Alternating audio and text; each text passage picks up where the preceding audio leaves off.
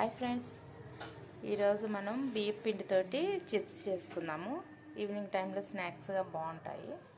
ఒక స్పూన్ కారం వేసుకుందాం, సరిపడా ఉప్పు వేసుకుందాం, కొంచెం అంత పసుపు, కొంచెం అంత నువ్వులు, కొంచెం అంత వాము, మంచిగా ఇవన్నీ మిక్స్ చేసుకుందాం. కొంచెం వేడి వేడి ఆయిల్ పోసుకుందాము. ఇట్లా వేడి ఆయిల్ పోసుకోవడం వల్ల బాగా క్రిస్పీగా వస్తాయి, గుళ్ళ బాగుంటుంది. ఆయిల్ పోసుకొని మొత్తం మిక్స్ చేసుకుందాం బాగా. ఫ్రెండ్స్ చూడండి, ఇలా మనం చపాతీ పిండిలాగా ఇలా కలుపుకున్నాము. ఇంత సైజు ఒక సైజు ముద్ద తీసుకొని ఇట్లా ఆయిల్ పూసుకొని ఇలా చపాతీ కర్రతోటి ప్రెస్ చేసుకోవాలి.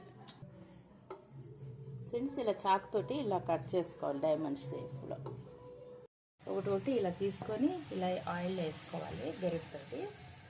చూడండి ఇలా చక్కగా ఒకటి వచ్చేస్తుంది. ఇలా వేసుకోవాలి ఇలా ఆయిల్లో.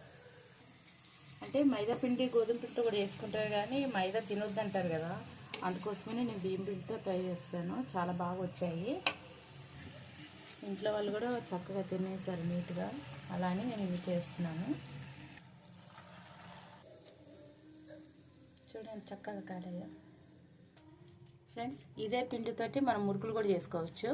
ఇలా మురుకులు గిద్దలో పెట్టుకొని నూనెలో ఉతుకుందాం. ఇంకా అప్పుడే దిగ. చూడండి ఫ్రెండ్స్ చక్కగా వస్తాయి మురుకులు.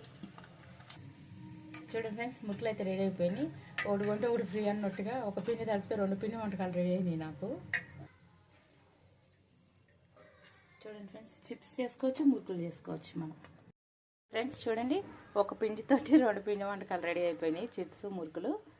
మా మనవడు తిని చెప్తాడు. యశ్వంత్ ఇలా రా తల్లి, చూడు చిప్స్ చూడు, తినమ్మా, తిని టేస్ట్ ఎలా వచ్చాయి చెప్పు నాకు. మురుకులు తిను.